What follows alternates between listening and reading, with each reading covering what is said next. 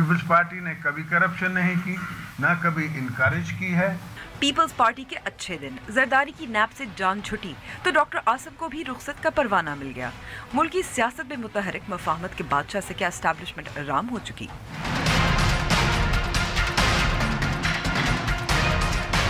पाकिस्तान में रजिस्टर्ड ख्वाजा सिराओं की तादाद सिर्फ 10,000। नादरा ने ख्वाजा सिराओं की रजिस्ट्रेशन की पॉलिसी अपग्रेड कर दी। क्या अब ख्वाजा सिराओं की रजिस्ट्रेशन में इजाफा हो सकेगा?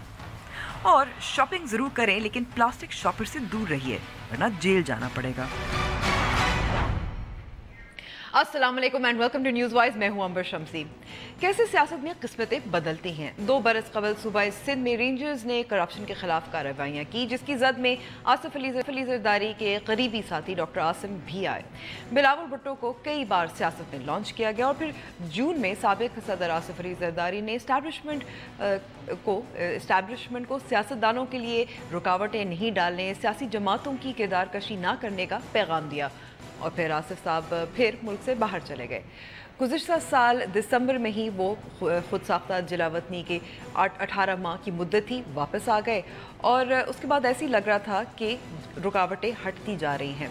तो क्या पीपल्स पार्टी और पाकिस्तान मुस्लिम लीग नून का तबादला हो गया है? एक प्रो इस्टेब्लिशमेंट, दूसरी एंटी इस्टेब्लिशमेंट। और पाकिस्तान में सिर्फ MQM और पीपल्स पार्टी छठी मरदमशुमारी के अबूरी नताइज से परेशान नहीं, मुल्क के ख्वाजा सिरा भी हैरान है कि पूरे मुल्क में सिर्फ 10,418 गिने गए हैं। 913 खैबर पख्तूनख्वा में, फाटा में 27, पंजाब में 6,709, सिंध में 2,527 और बलूचिस्तान में 109।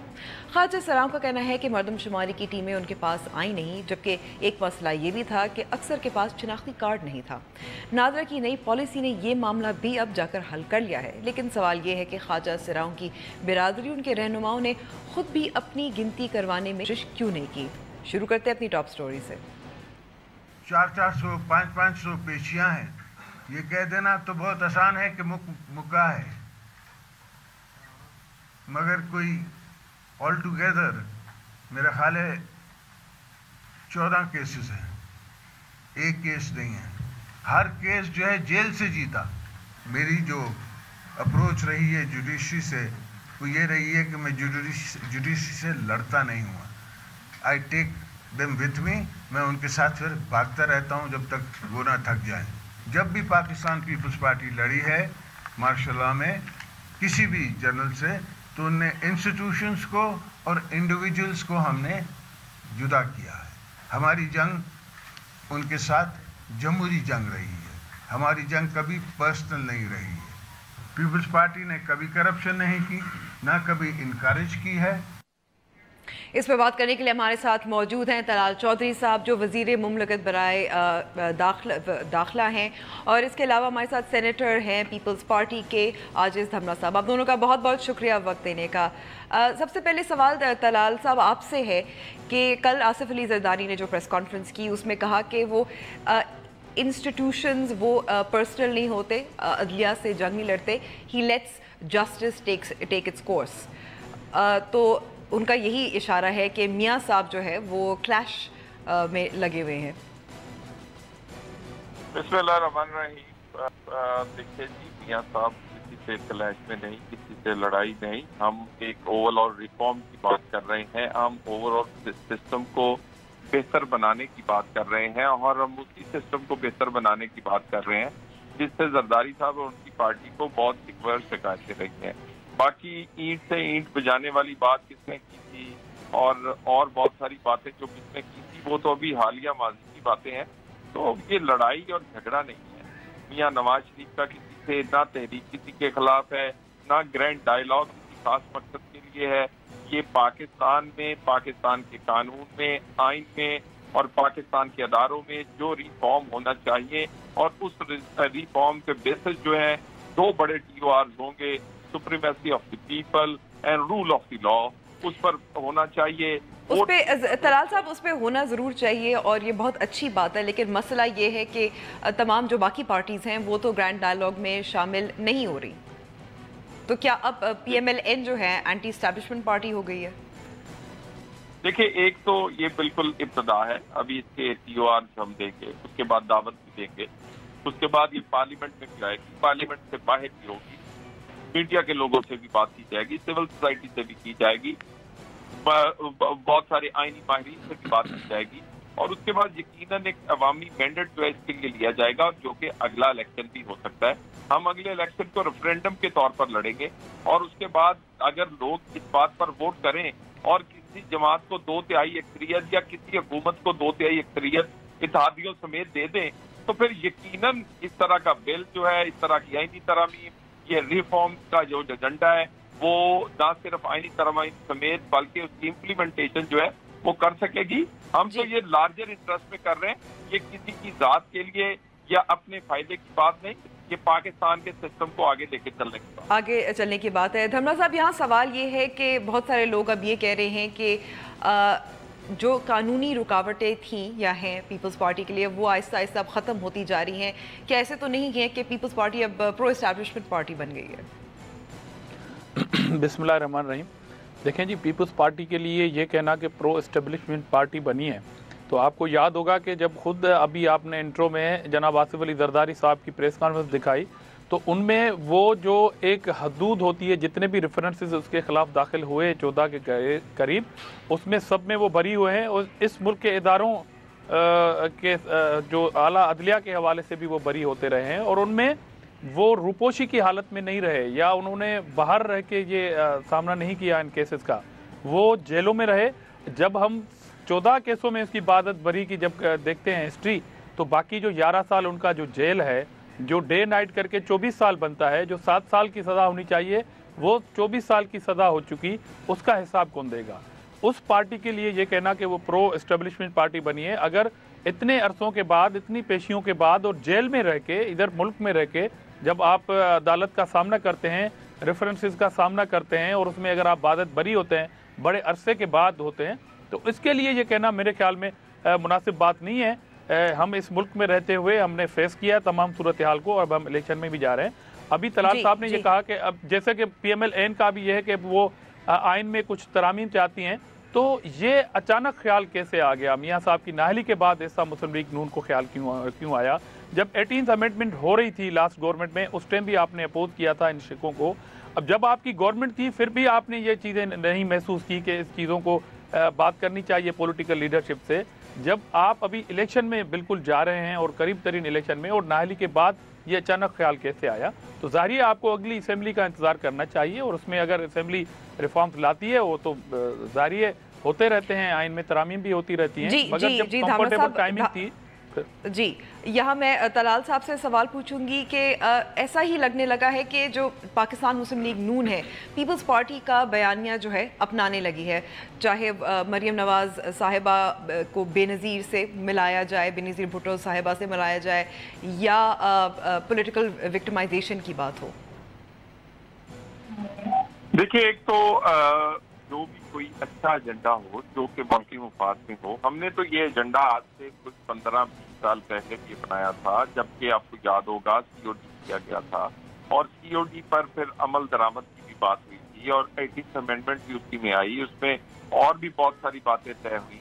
देखिए, हम तो इस सिस्टम, लेकिन तलाल साहब बात तो इतनी है कि इस जब 18वीं तरमीम का ये सारा मामला चल रहा था, पाकिस्तान मुस्लिम लीग नून ने मुखालफत की थी 62-63 में तरमीम लाने की।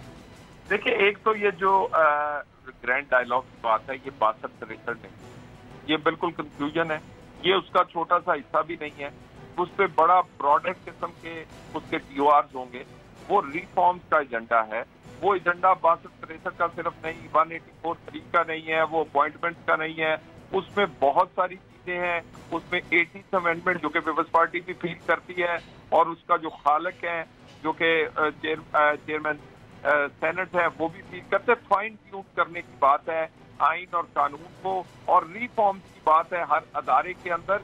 बात उसमें तो उसका जो नजरिया ये है कि पाकिस्तान में हुकूमत वोट से होनी चाहिए, और वोट की इज्जत होनी चाहिए, कदर होनी चाहिए, और वोट के से ही फैसला हो कि कौन इस मुल्क पर हुकूमत करेगा और कौन हुकूमत से निकाला जाएगा। और फिर जो वोट लेकर आए उसको इतनी आज़ादी और इतनी उसको कानूनी तौर पर सपोर्ट मिलनी चाहिए कि वो अपना वो एजेंडा नाफिज कर सके जिस एजेंडे पर उसको मुंतब किया गया है। तो ये पिछले 70 साल में 18 वज़ीर आज़मों के साथ हुआ, पीपल्स पार्टी के वज़ीर आज़मों समेत, तो सारे नवाज शरीफ नहीं थे। और अगर सबके साथ हुआ है तो यकीनन फिर कोई सिस्टम का कोई फ्लॉ है, कोई उसमें वायरस है, उसकी तस्हीह करनी ज़रूरी होगी। धामरा साहब, यहाँ मैं सवाल पूछूंगी कि इमरान खान ने ये भी कह चुके हैं कुछ कि आसिफ अली जरदारी साहब के ख़िलाफ़ जो केसेस है नैब में, उसके ख़िलाफ़ पटिशन भी कि इनको क्यों बरी किया गया, पटिशन भी दायर करेंगे। देखिए जी, इमरान साहब को ये हक है कि वो आला अदालत में चले जाएं, वो तनकीद करें। वो वैसे तो वो सियासत में ज़्यादातर गालियों की हद तक भी आ जाते हैं, वो जो चाहें उनका डोमेन है, उनके आता है उसमें कि वो करें। मगर पीपल्स पार्टी ने खान साहब को ये मालूम होना चाहिए कि इस मुल्क में रहते हुए और आसिफ अली जरदारी साहब ने जेल में रहते हुए तमाम केसेस रेफरेंसेस में बाकायदा तौर पर भरी हुए हैं। तो ये अखलाकी तौर पर एक फतेह है पीपल्स पार्टी की, उसकी अगेंस्ट ज़ाहिर खान साहब इलेक्शन में जा रहे हैं। वो समझ रहे थे कि अपोजिशन की पार्टी वो अकेले हैं, अब जब पीपल्स पार्टी स्टैंड कर रही है और KPK के अंदर जलसे कर रही है तो परेशानी तो ज़ाहिर है नेचुरली होगी खान साहब को। वो तो समझ में आ रही है कि परेशानी का सबब असल में क्या है, ये तनकीद। बाकी इदारों पर एतमाद न करना खान साहब की, वो तो कल प्रेस कॉन्फ्रेंस में कह रहे थे कि पार्लियामेंट के अंदर सब डाकू बैठे हैं। मेरे ख्याल में वो खुद भी MNA है उस पार्लियामेंट में, और उनके 33 शायद MNA भी नहीं। जब भी वो जाते हैं या उनके जो MNA जो बैठे हुए हैं असेंबली के अंदर, उन्होंने ये तो वजाहत की नहीं कि हमारे बगैर जो बाकी बैठे हैं वो डाकू हैं। PTI को निकाल के उन्होंने कहा कि सब डाकू हैं, उसमें वो खुद भी इंक्लूड है। अब वो खुद इदारों के लिए क्या उनको एहतराम है, वो खुद ही जवाब दे सकते हैं। अदरवाइज उनकी परेशानी का सबब यह है कि पीपल्स पार्टी को जिस तरह वो समझ रहे थे कि अब वो सुकड़ के अंदरूनी सिंध की पार्टी बन गई है, तो अब उनको परेशानी किस बात की है। आप छोड़ दें, पीपल्स पार्टी अगर आपका मुकाबला नहीं कर रही है तो आप छोड़ दें, आप परेशान क्यों हो रहे हैं। तो ये परेशानी नेचुरली इमरान खान पे है। जी, बहुत बहुत शुक्रिया वक्त देने का धामरा तलाल साहब। ब्रेक पे जा रहे हैं, ब्रेक के बाद हम बात करेंगे कौमी असम्बली और सेनेट में जो करारदाद मंजूर हुई है डोनाल्ड ट्रंप की तकरीर और पाकिस्तान मुखालिफ बयानात के खिलाफ।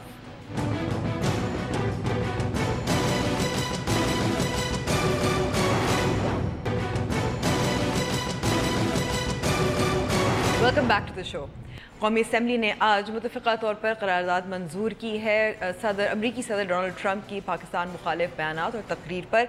इस पर मज़ीद बात करने के लिए हमारे साथ मौजूद हैं तज्ज़ियाकार और डॉन अखबार के नुमाइंदा बाक़िर सज्जाद। बहुत बहुत शुक्रिया बाक़िर वक्त देने का।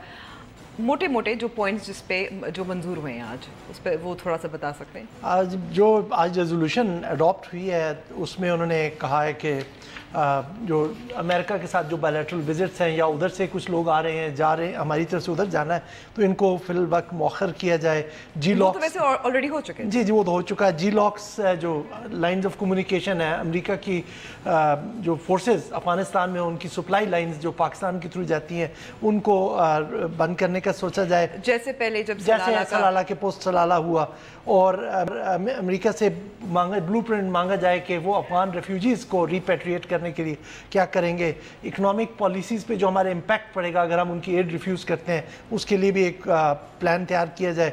और एक डिप्लोमेटिक ऑफेंसिव लॉन्च किया जाए अपने फ्रेंड्स और नेबर्स को रैली करने के लिए कि जी आपकी सपोर्ट करें। और बॉर्डर कंट्रोल पे एम्फसाइज़ किया जाए और अमेरिका से कहा जाए कि जो वो लीडर्स और जो लोग अमेरिका से बैठ के पाकिस्तान के ख़िलाफ़ कैंपेन करते हैं, स्पेशली बलोच जो सेपरेटिस्ट लीडर्स हैं, उनकी बात की है कि उनको अपनी टेरिटरी वो रिफ्यूज़ करें। और जो अफ़गानिस्तान में सेफ़ हेवन्स हैं तालिबान के, TTP के और जमातुल अहरार के, उनको बंद किया जाए। और यह है कि इंडिया को प्रिवेंट किया जाए कि वो अफगानिस्तान की टेरिटरी पाकिस्तान के खिलाफ ना इस्तेमाल करें। लेकिन ये किस हद तक प्रैक्टिकल है, इस पर किस हद तक अमल दरामद हो? इसमें कुछ तो चीज़ें जी कुछ चीज़ें तो बड़ी अच्छी हैं कि जैसे हम पहले भी कर रहे हैं, बॉर्डर मैनेजमेंट कर रहे हैं, उसको रीएम्फसाइज किया गया है। अफगान रेफ्यूजीज़ की रिपेट्रिएशन की बात है कि we need a clear cut blueprint कि कब जाना है। आप देखें हर 6 महीने बाद एक रिन्यूअल आ जाती है डेट की कि जी अब 6 महीने और के लिए भी इनको एक्सटेंड कर रहे हैं, तो they are asking for a clear cut blueprint. लेकिन साथ साथ कुछ चीज़ें इस तरह से भी हैं जो अब आपकी जो स्टेटेड पॉलिसी है उससे भी कंट्रावेंशन है, और जो पार्लियामेंट्री लीडर्स आज सुबह स्पीच कर रहे थे उनसे भी मुताबिकत नहीं रखती। मिसाल के तौर पे पाकिस्तान की स्टेटेड पॉलिसी है कि वो अफगान पीस और स्टेबिलिटी के लिए कंट्रीब्यूट करता रहेगा। ये नेशनल सिक्योरिटी कमेटी की लास्ट मीटिंग जो आज वाली नहीं, इससे पिछले हफ्ते जो हुई है, उसमें ट्रंप की स्पीच के बाद ये कुलिया तय हुआ कि हम जारी रखेंगे हर किस्म की सपोर्ट। लेकिन जब आप कहते हैं कि हम GLOCs को सस्पेंड करने की सोचा जाए तो ये उसकी कंट्रावेंशन है, क्योंकि American forces are there under mandate, और बाकी अलाइज भी जो यूरोपियन कंट्रीज़ की जो रेजोल्यूट सपोर्ट मिशन के तहत वहाँ पर हैं, वो इसलिए हैं कि अफगानिस्तान में अमन कायम किया जाए, स्टेबिलिटी रिस्टोर की जाए। तो you are actually thinking about contravening that thing. और दूसरी बात है कि जब आप कहते हैं कि जी US के साथ सारे विजिट्स पोस्टपोन किए जाएँ और रोके जाएँ, तो जो सुबह आपने शाह महमूद कुरैशी साहब ने और चौधरी निसार साहब ने अपनी स्पीच में कहा, मतलब they were representing two big parties of Pakistan, कि जी डिसएंगेजमेंट ऑप्शन नहीं है पाकिस्तान का। ठीक है, अगर आपके कोई मसाइल हैं तो आप उनके साथ बैठ के उनको दूर करें, ना कि आप बिल्कुल ही रास्ते जुदा कर लें और बल्कि उससे गलत फहमियाँ बढ़ना शुरू हो जाएं। तो वो जो डिबेट हो रही थी और जो उनके लीडर्स कह रहे थे उसके भी ये कि जी आप उनको पोस्टपोन करें। लेकिन जो एक चीज़ मज़ाक़ खेज़ है इसमें कि आप एक तरफ तो कह रहे हैं कि हमें आपके पैसे की ज़रूरत नहीं है, लेकिन इसमें आप रेजोल्यूशन में खुद ही एडमिशन कर रहे हैं कि आपके ऊपर मेजर इम्पैक्ट पड़ेगा जब आप रिकमेंड करते हैं कि आपको ऐसी पॉलिसीज़ बनाई जाएँ ताकि जो अमेरिका की एड की बंदिश होगी उसका इम्पैक्ट पाकिस्तान पे पड़ेगा, तो उसको एड्रेस करने के लिए। सेनेट ने भी इस मामले पर ज़ाहिर है इस पर बहस हुई और कमेटी ऑफ द होल की एक सिफारिश यही थी कि फैक्ट शीट तैयार की जाए कि कितनी एड मिली है और वो मंजर आम पर लाई जाए। तो ये कहा जाता है कि अमेरिका ने 20 बिलियन जो लमसम एड है, कैरी लूगर में आई एक कोalition सपोर्ट फंड है जो हमारा अपना पैसा था, जो हमने टेररिज्म के खिलाफ ऑपरेशन में इस्तेमाल किया, लेकिन अमेरिका ने कहा आप खर्च करेंगे तो हम आपको रीइंबर्स करेंगे। ये और भी जो दीगर मद में एड आती रही, तो तकरीबन लगभग 20 बिलियन के करीब है। लेकिन लोगों को इसकी यूटिलाइजेशन का नहीं पता कि जो CSF का पैसा आया वो किधर गया, जो रीइंबर्स होके आया। तो एक लैक ऑफ ट्रांसपेरेंसी तो है। जी, लैक ऑफ ट्रांसपेरेंसी है। तो वो एक अच्छी एक कंस्ट्रक्टिव प्रपोजल है कि अगर अमेरिका बार बार कहता है कि हमने आपको बिलियंस और बिलियंस ऑफ डॉलर्स दिए, तो हमें पता तो चले कि वो खर्च कहाँ पे हुए, किसने इस्तेमाल किए। क्योंकि मैंने और अब इस पे मैं एक और बात ऐड करना चाहूँगी कि बात होती है सिर्फ मिलिट्री एड नहीं, यहाँ जाहिर है और भी US एड जो है, सिविलियन एड आई है, सिविलियन एड भी है और वो अभी भी चल रही है, जो चाहे आप पंजाब उठा लें, सिंध उठा लें, सूबा खैबर पख्तूनख्वा डालें, यहाँ सारी एड जा रही है अभी तक मुख्तलिफ प्रोग्राम्स के। जी बिल्कुल, प्रोग्राम ने कैरी लूगर का एक तो बहुत बड़ा जो फ्लैगशिप टाइप वो था, एड प्रोग्राम था हमारा उनके साथ। तो वो एक तो अभी तक थोड़ा सा वो जिसे कहते हैं उसमें डिक्लाइन आ रही है, क्योंकि अमेरिका की पाकिस्तान के साथ कमिटमेंट ये आज की बात नहीं है, ओबामा की सेकंड टेन्योर से ये डिक्लाइन पे है और मुसलसल जो है ये कम होती जा रही है। तो वो काफ़ी अब स्क्वीज़ हो रही है, वो थोड़ी रह गई है।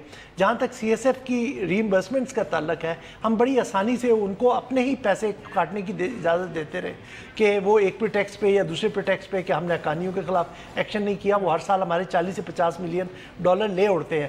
ठीक है, अब इस पर एक लोगों को अकाउंटेबिलिटी होनी चाहिए और बताया जाए कि अमेरिका ने कितने पैसे देने थे, नहीं दिए, रोक लिए, और जो पैसे आए वो क्या उसी पर्पस के लिए इस्तेमाल हुए या आगे पीछे उसको रीअप्रोप्रिएट किया गया।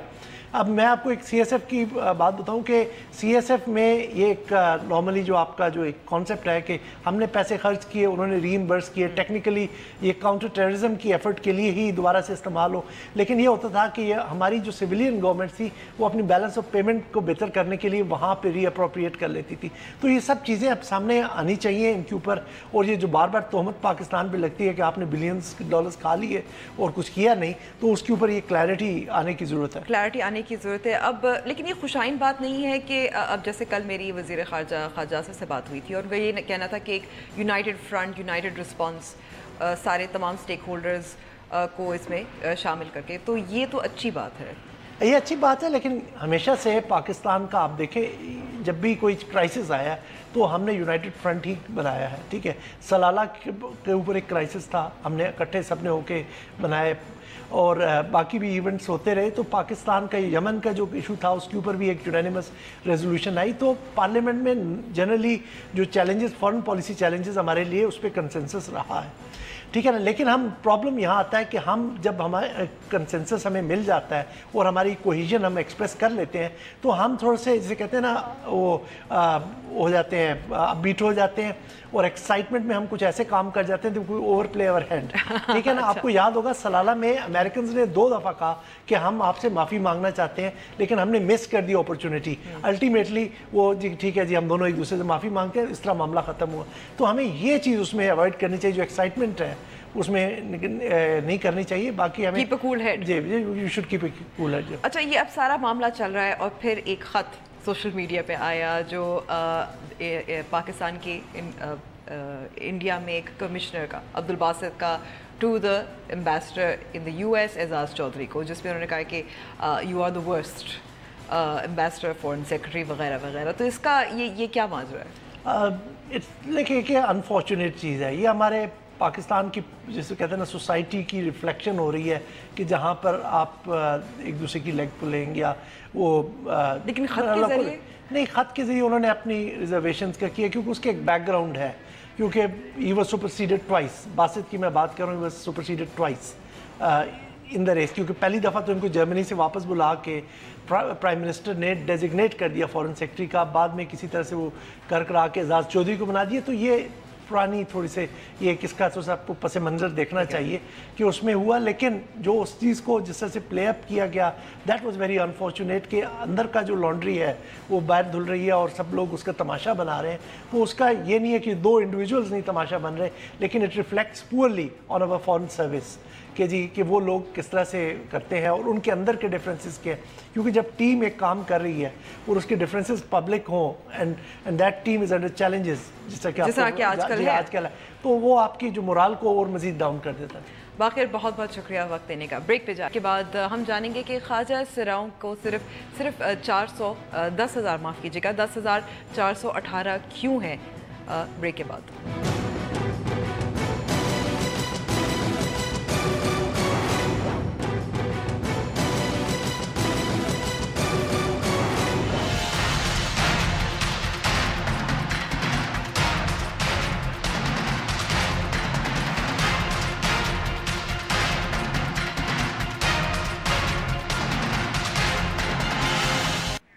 मरदमशुमारी के अबूरी नताइज के मुताबिक पूरे मुल्क में सिर्फ 10,418 ख्वाजा सिरा हैं। इस पर एतराज़ात भी बहुत उठाए गए हैं और इसी पर बात करने के लिए हमारे साथ ख्वाजा सिराओं के रहनुमा अलमास बॉबी भी शामिल हैं। बहुत बहुत शुक्रिया अलमास हमें वक्त देने का। क्यों जी, आपका भी शुक्रिया। सिर्फ 10,418, सबसे ज़्यादा सूबा पंजाब में है, सबसे कम फाटा में। ये तो मुमकिन नहीं लग रहा।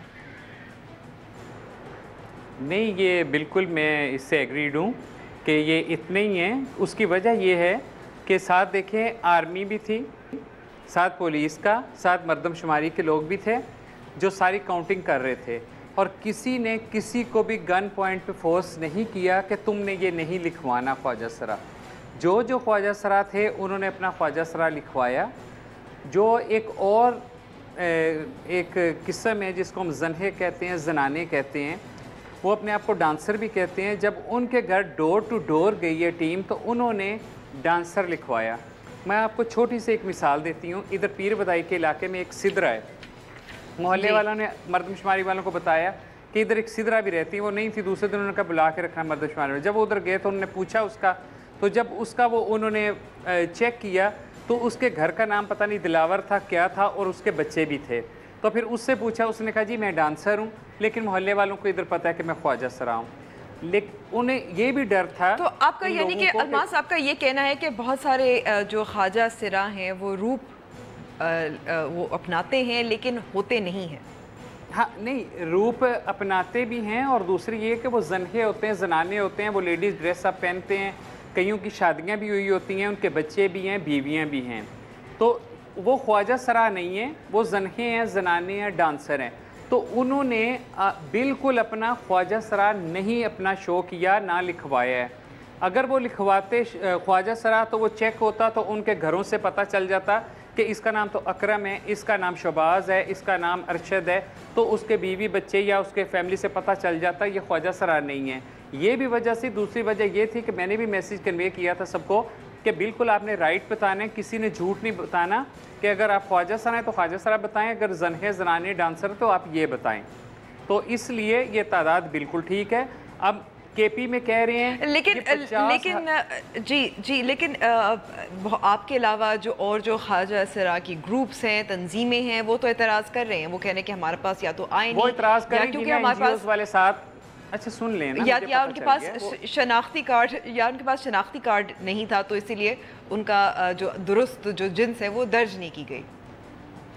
तो ये गलत कर रहे हैं ना। अगर वो चेक हो गए तो फिर क्या होगा? जिस तरह पिछले दिनों मुजफ्फराबाद में चेक हो गए थाने में, उन्होंने कहा हम ख्वाजा सराय, जब मेडिकल करवाया तो वो मर्द निकल आए। हालांकि उधर भी ज़्यादती हुई है। पाकिस्तान में कोई कानून नहीं है कि जो वो कहे जी मर्द औरतों वाले कपड़े क्यों पहने हुए हैं। मुजफ्फराबाद में भी ज़्यादती हुई है, मैं ये मानती हूँ।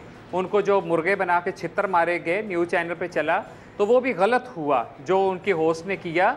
पाकिस्तान में सबसे पहले तो अपना वो बदले ना कि मर्द औरतों वाले कपड़े पहन सकता है, तो वो नहीं पहन सकता, उसको सज़ा होगी।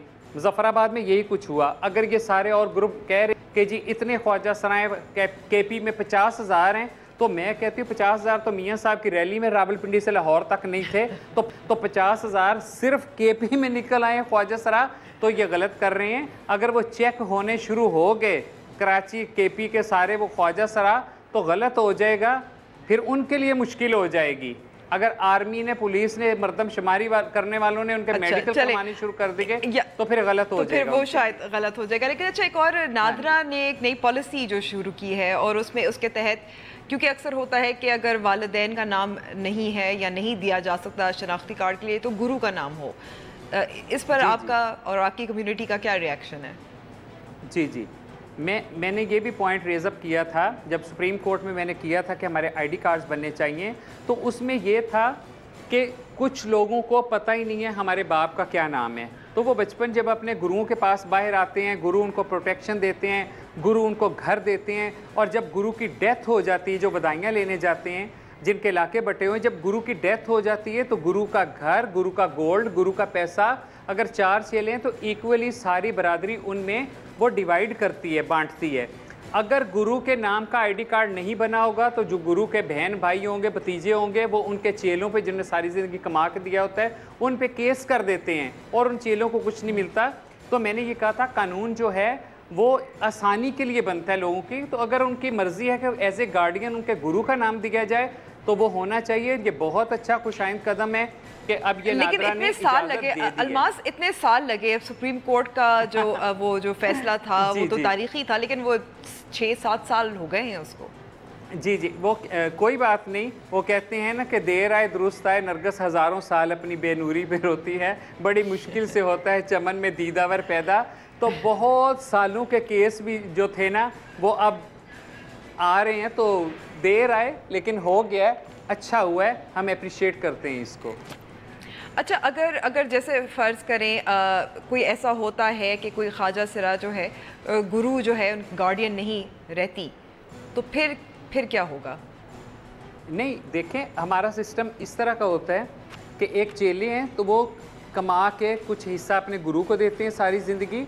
वो गुरु जो होता है वो उसका सारा हिस्सा जो कुछ होता है उसके चेलों का ही होता है। जब वो चेले बुज़ुर्ग हो जाते हैं तो उनका हिस्सा अपने चेलों को होता है। जिस तरह आप लोगों में बाप है, दादा हैं, पुश्त पुश्त चला आता है, डिवाइड करते रहते हैं शेयरिंग प्रॉपर्टी का, उसी तरह हमारे लोगों का सिस्टम है, यूँ चला आता है। अच्छा, और तो इसकी जो प्रोसेस है, जो अमल है गुरु की रजिस्ट्रेशन का, ये आसान है या मुश्किल है? नहीं, ये बहुत, देखें जो फील्ड होती है क्या तरीक़ाकार क्या है? जो गुरु होता है वो माँ बाप की जगह पे होता है। तो मैं कहती हूँ ये बड़ा अच्छा हो रहा है। और सेनेट में भी जो बिल पास हो रहा है, फ़रहतुल्लाह बाबर जो उसकी नुमाइंदगी कर रहे हैं और ह्यूमन राइट्स के भी कर रहे हैं, ख्वाजा सराओं के लिए बिल पास हो रहा है। और मज़े की आपको बात सुनाऊँ कि उस बिल में एक जो है पेशावर की केपी की हैं वो ख्वाजा सरा हैं, बाकी उसमें ख्वाजा सरा नहीं हैं। वो वही लोग हैं, आप उनके आईडी कार्ड चेक करें तो ख्वाजा सरा नहीं है वो जो लोग फ़रहतुल्लाह बाबर साहब के दाएं बाएं बैठे हुए हैं। मुझे बहुत अफसोस से कहना पड़ता है कि अगर बिल पास हो रहा था ख्वाजा सराओं को, तो चारों सूबों के जो ख्वाजा सराओं के हेड हैं, बड़े हैं, उनको बुला के तो उस सेनेट के बिल में बिठाना चाहिए था कि आपके क्या हैं, आपकी डिमांड क्या है, आपके खदशात क्या हैं, आपके तहफ़्फ़ुज़ात क्या हैं, आप बताएं। ना कि उन लोगों को बिठाया जाए जिनके आईडी कार्ड पे भी ख्वाजा सरा नहीं लिखा हुआ और जो अच्छे भले हैं। मैं क्या बताऊं उनको कि क्या हो रहा है इधर। तो ये तो मुझे लग रहा है कि ये कुछ आपस की लड़ाई है। अब आपने जो कहा कि तादाद जो है इतनी होगी, लेकिन इतनी कम तादाद जो है जिसका आपका कहना है कि ये सही होगी, इससे क्या असर होगा ख्वाजा सिरा की बिरादरी पर? कोई असर नहीं होगा। अच्छा नहीं है कम में, क्यों इतने ज़्यादा हों, लाखों में करोड़ों में क्यों ख्वाजा सरा पैदा हो जाएं, क्यों हो जाएं? किसी ने, अच्छा मेरी बात सुने, या तो आप कहें कि डोर टू डोर टीमें नहीं गई, डोर टू डोर गई हैं तो ये जो सारे 50,000 सारे निकल आए हैं, लाख, 15 लाख, 16 लाख, पता नहीं कितने, तो उस वक्त क्या सब ने क्लोरोफार्म सूंघा हुआ था, या सारे ताले लगा के कहीं चले गए थे, या क्या था? इनको किसी ने गन पॉइंट पे इनको कहा हुआ था खबरदार तुम लोगों ने अगर अपना ख्वाजा सरा आईडी कार्ड पे लिखवाया? यानी कि आप अलमास, यानी कि आपने अपने लोगों को तो कहा हुआ था कि आप जरूर रजिस्टर अपना नाम दर्ज कराएं, सारी तफसीलात दर्ज कराएं, सारे पाकिस्तान, लेकिन ये बाकी ग्रुप्स पूरे सारे पाकिस्तान को कहा हुआ था। तो इजी है, इजी तरीका है। जिन लोगों को इतराज़ है वो अपने अपने ख्वाजा सरा सारे इकट्ठे कर लें। वो आर्मी को अगर झूठा कह रहे हैं, अगर इंतज़ामिया को झूठा कह रहे हैं, तो वो सारे जाएंगे, उनका मेडिकल करते जाएं और जो ख्वाजा सरा है उनको ख्वाजा सरा लिखते जाएं। चलें, अच्छा चले, जैसे कुछ ख्वाजा सिरा की जो तंजीमें हैं, NGOs जैसे आपने कहा, उनको ऑब्जेक्शंस हैं, एतराज़ात तो हैं, लेकिन दूसरी तरफ अब सेंसस पे सियासी जमातों के भी एतराज़ात हैं, तो हो सकता है जायज़ हों। सियासी जमातें जो हैं उनके तो शुरू से वो होते हैं ना, एक जीत जाता है दूसरा कहता है मेरे साथ धांधली हो गई है, वो कहते मेरे साथ हो गया, वो कहते मेरे साथ हो गया। उनका तो लगा रहता है हमारा तो ना सियासत से ताल्लुक़ है, ना हमारा कुछ सीट का मसला है, ना हमारा कोई वज़ीर आज़म है, ना हमारा कोई सदर है, ना हमारा MP है, ना MNA, ना असम्बली में सीट है, ना पार्लियामेंट में सीट है। हमारा कोई ऐसा इशू नहीं है कि हम कहें जी तादाद कम है। मैंने तो ईजी कर दिया है।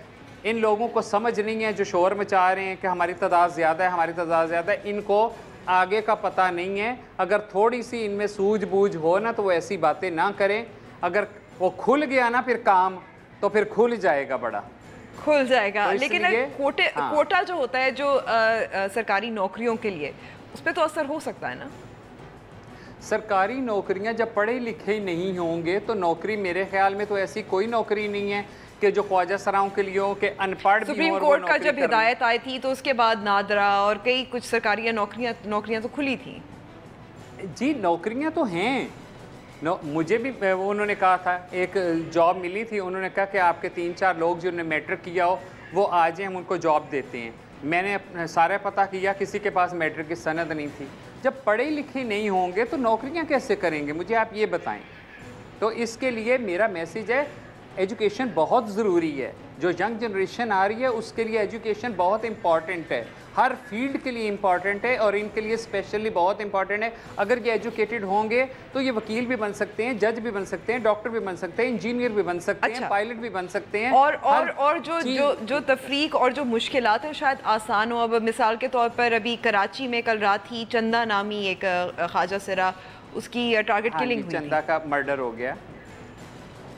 तो कराची में आए दिन देखें पुलिस वालों का मर्डर हो रहा है, कभी आर्मी वालों का उधर मर्डर हो रहा है, कभी ट्रैफिक कांस्टेबल्स का मर्डर हो रहा है, कभी सिविल सोसाइटी के लोगों का मर्डर हो रहा है, अमजद साबरी साहब का उधर मर्डर हो गया, हकीम सईद का उधर मर्डर हो गया, कैसे कैसे लोगों के उधर मर्डर हो गए। तो ये भी बेचारे बीच में लोग फिर रहे होते हैं, किसी नाहंजार ने इनका भी मर्डर कर दिया। तो मैं तो रिक्वेस्ट करूंगी, मैं सबसे अपने ख्वाजा सराओं को कहूँगी, पूरे पाकिस्तान के ख्वाजा सराओं को कहूँगी, रात के शाम के टाइम आप रोडों पे ना निकलें, अपने दिन को जो आपके काम है वो निपटा लें और सुकून के साथ अपने घरों में रहें। 2-2 बजे तक सर्दियों में रातों को फिर रहे होते हैं, 4-4 बजे तक फिर रहे होते हैं, तो वो माशरा क्या हमें कहेगा कि ये हर वक्त ही बाहर नजर आ रहे हैं। जी, माशरा क्या कहेगा? अलमास बॉबी, बहुत बहुत शुक्रिया वक्त देने का। बात करने पे जा रहे हैं ब्रेक के बाद, ऐसा मुल्क जहां प्लास्टिक बैग इस्तेमाल करना जुर्म है।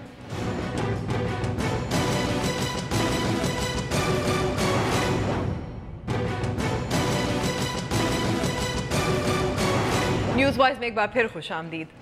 माहौल को आलूदगी से बचाने में कीनिया तमाम अफ्रीकी ममालिक पर सबकत ले गया और प्लास्टिक के थैलों के इस्तेमाल पर सख्त तरीन कानून पास करने वाला दुनिया का पहला मुल्क बन गया।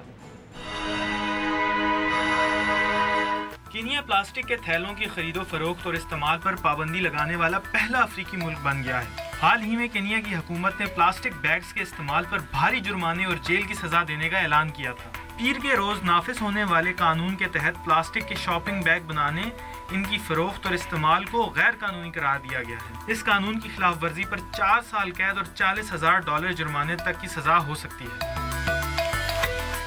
प्लास्टिक बैग दरामद करने वाले ताजरों ने 25 अगस्त को इस नए कानून को हाई कोर्ट में चैलेंज किया था, लेकिन वो अपने हक में फैसला हासिल करने में कामयाब नहीं हुए। ताजरों का मौक़िफ़ था कि कानून की इतलाक से 60,000 से ज़्यादा अफराद बेरोजगार और 170 से ज़्यादा कंपनियां बंद हो जाएंगी। तंजानिया, युगांडा, मलावी और कैमरून ने भी प्लास्टिक के थैलों पर पाबंदी से मुतल्लिक इसी तरह के इक़दाम करने का ऐलान किया था, लेकिन वहाँ इस कानून का पूरी तरह इतलाक नहीं हो सका। प्लास्टिक थैलों के इस्तेमाल पर पाबंदी लगाने वाले 40 ममालिक में केनिया का कानून सख्त तरीन है। माहिरीन का कहना है कि प्लास्टिक के बैग माहौलियात और आम लोगों की सेहत के लिए नुकसानदेह हैं। बारीक प्लास्टिक से तैयार करदा थैले शहरों में आलूदगी और साहिली इलाकों में समुद्री हयात की बड़ी पैमाने पर हलाकतों का सबब बन रहे हैं। बिल्ली की कैट वॉक तो मशहूर है, लेकिन आप देखिए एक मुर्गे की चाल निराली। यह है हमारी आज की दिलचस्प वीडियो।